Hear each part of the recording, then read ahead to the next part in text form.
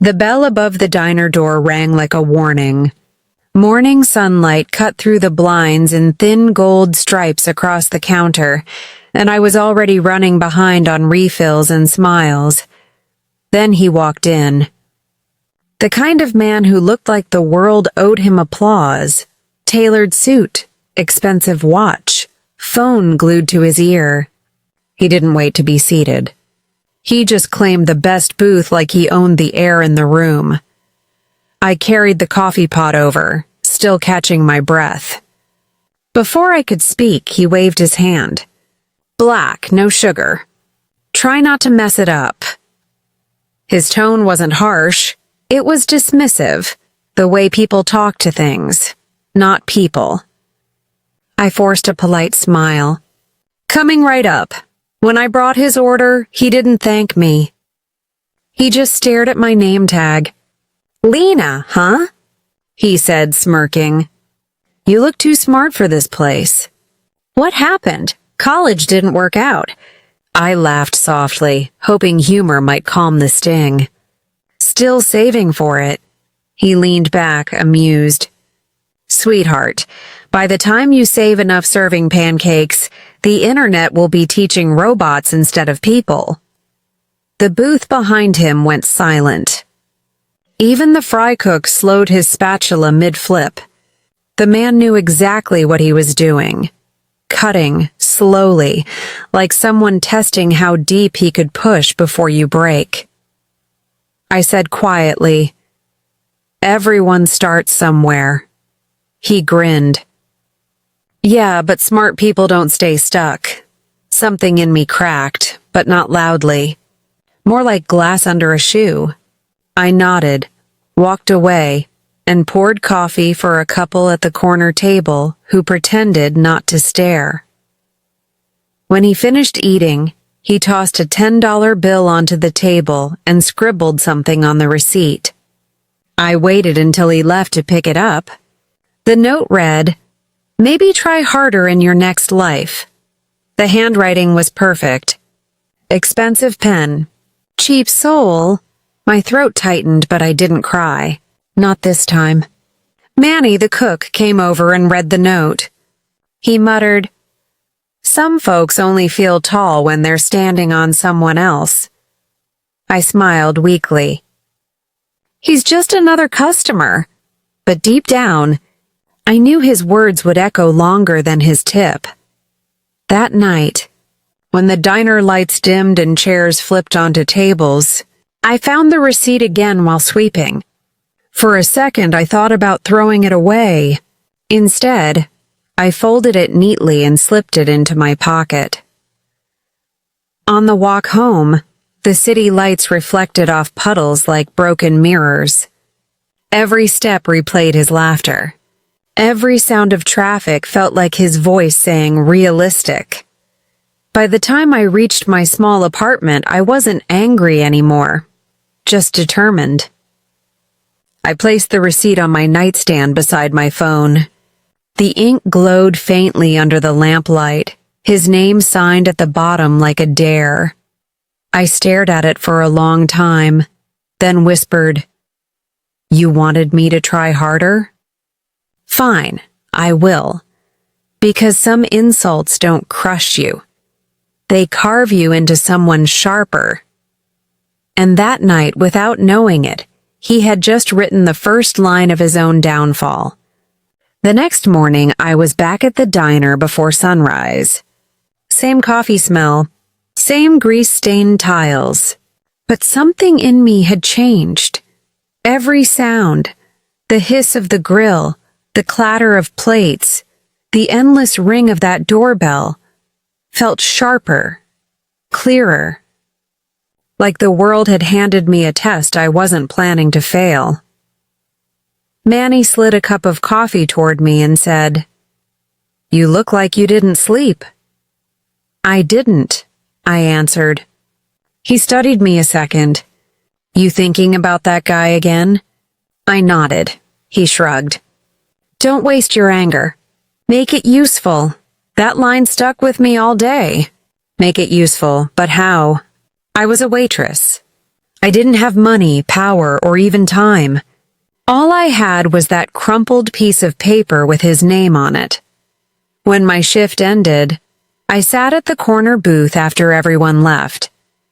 I unfolded the receipt under the dim yellow light. His name was there, bold, clean, written like someone used to signing authority. Out of curiosity, I typed it into my phone. And there he was. Articles, interviews, photos, smiling in suits, cutting ribbons at new buildings, talking about building a better city.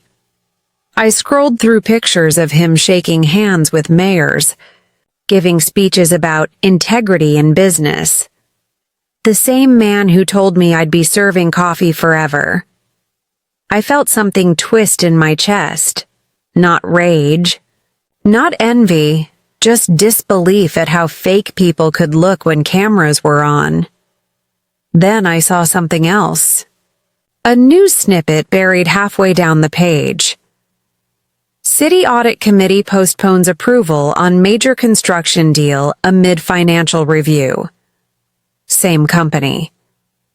Same man. That line made me pause. Audit, financial review, paperwork. And suddenly my world, small as it was, collided with his. Our diner handled catering for those city meetings. Every sandwich, every tray of coffee, every receipt went through my hands. And every receipt carried a name, signatures, dates, totals, proof. The next morning, I started paying attention. When the catering orders came in, I checked the names. Most were small firms, office groups. But one day I saw his again. A catering request for executive board lunch, City Hall. Due Friday. I stared at the order form until my hand started shaking. Manny noticed. You okay? I nodded. Yeah, just tired. But I wasn't tired. I was awake for the first time in years. That night, I printed every document I could find about that audit. I highlighted dates, underlined signatures. His name kept showing up. Like a ghost that didn't know when to stop haunting. I didn't know much about business law, but even I could see the pattern. Money moved where it shouldn't have. Receipts signed on days that didn't match transactions. And every single signature looked the same, too perfect, too clean. I started organizing everything in a small binder. Manny watched quietly one evening as I spread the pages out across the counter. What are you doing? He asked. Studying, I said. For what? For justice. He laughed softly, not mocking this time, more proud than amused. You're dangerous when you get quiet. I looked at the receipt one last time. It wasn't just a reminder anymore. It was evidence waiting for its moment, because some people destroy themselves with anger, and some people destroy others with ink. He thought he left me a joke that night, but what he really left me was his signature. And one day soon, I was going to make him read it again, in front of everyone.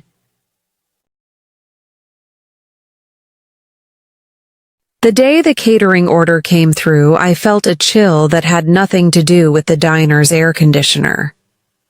The form sat on the counter, stamped with that familiar name. Date Friday. Location, City Hall, Conference Room 2A. Client, the man who once called me realistic. I stared at the paper, my fingers trembling slightly. Manny looked over my shoulder. That's him, isn't it? I nodded. You gonna take it? He asked. I have to, I said quietly. He smirked. Guess karma finally booked a lunch order. That week felt endless. Every morning I practiced calm, smiling at rude customers, wiping tables, pretending to be ordinary. But inside, every heartbeat whispered the same thing. Wait for Friday. When the day came, the city sky was washed clean after a night of rain. The air felt heavy, like something important was about to happen. I arrived early.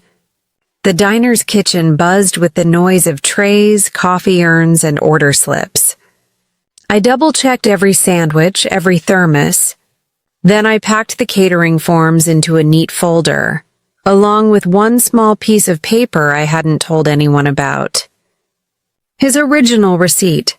Manny stopped me at the door. "You sure you want to face him again?"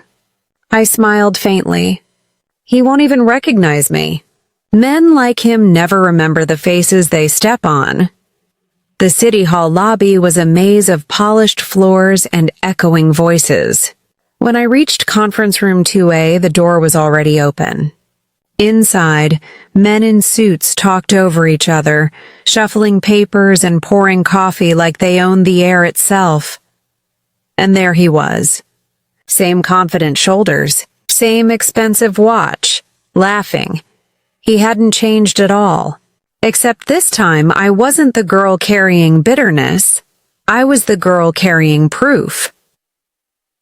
I placed the trays on the side table, lined up the coffee pots, and then approached their meeting desk. He didn't look up when I spoke. "Sir, I just need a signature for the delivery confirmation." Without a glance, he reached for the pen and scribbled his name. The same signature that had once mocked my existence now slid across the page like fate itself. "Thank you," I said softly. He nodded absently, already bragging about honesty in business. I turned to leave, but paused just long enough to glance back. The sunlight from the tall windows caught the corner of the paper he'd just signed. It gleamed, ink still wet, name clear. And under the bold company logo, one simple line, authorized expense record. Perfect. When I walked out, the city felt different. The streets hummed with traffic, but every sound carried rhythm, like the world clapping quietly for justice on its way. Back at the diner, I pulled the signed catering form from my bag and compared it to the one I'd printed from the city audit site. The handwriting matched exactly, every curl, every line. Only this time, it connected him directly to fraudulent expense claims. I copied everything into a folder, labeled it proof of misconduct, and tucked the old receipt on top like a bookmark. A reminder of how it started, with a laugh and 10 cruel words. That night, I went back to the same city office that had given me the public documents weeks earlier. The clerk looked surprised to see me again. "I need to submit these," I said, handing her the folder. "It's about a company under review." She glanced at the top page and frowned. "These look serious." "They are," I said simply. She nodded and disappeared into a back room. When she returned, a tall woman in a gray blazer followed her out. "Ms. Lena?" the woman asked. "Yes." "I'm with the Business Integrity Unit. May we speak privately?" We sat in a small office filled with files and fluorescent light. I explained everything, from the first insult to the final signature.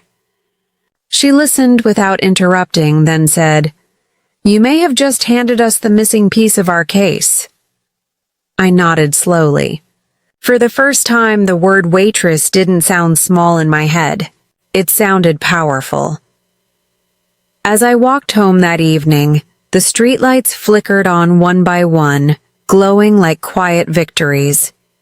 The city didn't know it yet, but one man's arrogance had just signed his own ending, and the girl he'd mocked for dreaming had just become the author of his fall. The news broke on a Monday morning. I was wiping down tables when the diner TV flickered with a familiar face. The headline crawled across the screen in bold red letters. City business leader under investigation for financial misconduct. I froze, dish towel in hand. The anchor's voice echoed through the quiet diner. Authorities are reviewing several forged expense reports and unauthorized payments linked directly to the company's CEO. Manny turned the volume up, eyes wide. "That's him," he whispered. I nodded. My hands were steady. My heart wasn't. The reporter continued. Sources say the investigation began after a recently submitted catering receipt exposed discrepancies in company billing. A catering receipt. Manny looked at me, grinning like a proud father. "You did it," he said. I smiled faintly. No, he did it. I just handed him the pen. For the rest of the day, whispers filled the diner. Customers showed each other headlines on their phones, shaking their heads. "Can you believe it?" they said. "That guy was everywhere. TV, billboards. Now look at him." I just poured coffee, pretending I didn't know how poetic it all was. By evening, my phone buzzed. An email from the investigator. Subject line, case update. It read, "Your documentation was crucial. Thank you for your honesty. The case has now moved to prosecution." I sat there for a long time, reading those words again and again. It felt surreal, like the universe had finally exhaled. 3 days later, he walked into the diner. No expensive suit this time, no phone glued to his ear, just a man with tired eyes and hands that wouldn't stop fidgeting. He sat in the same booth as before, the corner one near the window. I walked over, coffee pot in hand, heartbeat calm as steady rain. He didn't look up until I poured his cup. His voice cracked. "You still work here?"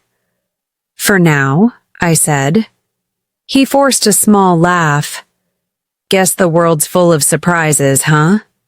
I nodded. Some more expensive than others. He looked at me for a long time. "It was you, wasn't it?" I didn't answer. I didn't have to. He sighed, rubbed his face, and said softly, "I wasn't trying to ruin you. I just thought, people like you don't fight back." I set the coffee pot down. "That's the thing," I said. "We don't fight back. We just wait until the truth does it for us." He didn't speak again. He left a few bills on the table and walked out without finishing his drink. When I lifted the cup, the receipt underneath was blank. No insult. No note, just silence. Clean, unmarked, heavy with shame. That night, as I closed the diner, I found Manny waiting by the counter with a small envelope. "What's that?" I asked. He grinned. "Mail came for you. Looks official." Inside was a letter, embossed seal, crisp paper. "Dear Ms. Lena, we are pleased to inform you that your essay, 'What I Learned Serving Coffee,' has been selected for a full scholarship under the City Integrity Program." I covered my mouth with my hand. For a second, I couldn't breathe. Manny's voice broke the silence. "Told you, anger can build things if you aim it right." When I walked home, the streets glowed gold under the street lamps.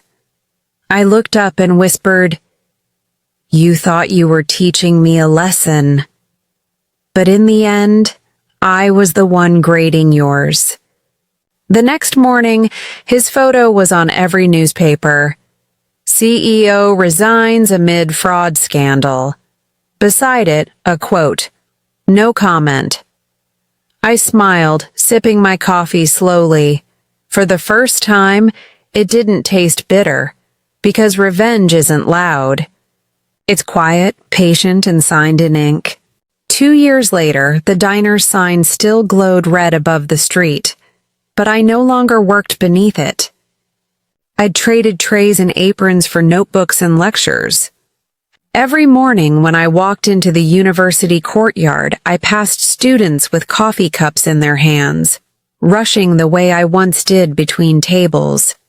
Sometimes I smiled, not because I'd escaped that life, but because I'd earned every step out of it. My scholarship covered tuition, books, even housing. But what it couldn't buy was peace. That part I had to build myself. I kept the old receipt in a wooden box on my desk. The edges had browned a little, ink fading, but it still carried the same words. Maybe try harder next life. Every time I looked at it, I didn't feel anger anymore. I felt gratitude. Because those 7 words had built a woman who no longer needed anyone's permission to dream.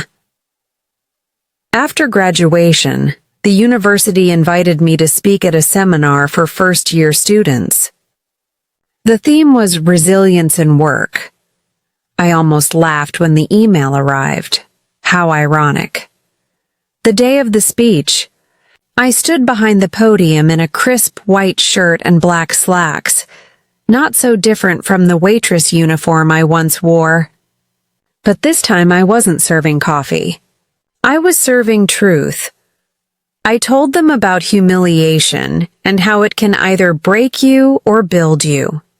About how every job, no matter how small, teaches discipline, grace, and endurance. And how one receipt and a pen can change 2 lives in very different ways. When the room erupted in applause, I didn't feel famous. I felt free. Afterward, a young girl with tired eyes approached me. She said, I work part-time at a cafe. People look down on me too. I smiled. Good, let them. Because someday you'll own the table they're sitting at. That evening, as I returned home, the sun was sliding low behind the city. My mailbox was stuffed with flyers and 1 unmarked envelope. Inside was a note on plain paper, handwritten, familiar. You were right about worth. I'm sorry for what I said. I hope you found peace. There was no signature, but I didn't need one. I knew the handwriting better than anyone. For a moment, I just stood there, the paper between my fingers, and felt something unexpected. Forgiveness. Not for him, for me. Because I had spent so long proving my worth to the world that I had forgotten how to rest in it. I placed the new note beside the old receipt in the box. 2 pieces of paper, 2 stories. One written in cruelty, the other in remorse. That weekend, I visited the diner for the first time in years. Different owner, fresh paint, but the bell above the door still sounded the same. A young waitress rushed past me with a tray balanced on one hand. I saw a bit of myself in her, nervous, trying hard, dreaming quietly. When I paid for my coffee, I left a $100 tip and wrote on the receipt, "For the girl who never stops trying, this life is yours." As I stepped outside, the wind picked up the edges of my coat, the city buzzing softly around me. For the first time, I didn't feel like I was running away from my past. I was walking with it, beside me, not behind me, because sometimes justice isn't a punishment. It's a reminder, and sometimes the best revenge isn't destroying your enemy, it's outgrowing the war. As the sun set, the sky burned in gold and rose tones. I looked up, took a deep breath, and whispered, He mocked my waitress job. But the receipt he signed paid for my freedom. Then I walked away, smiling. Because peace was mine now, and I wasn't serving anyone else's story anymore.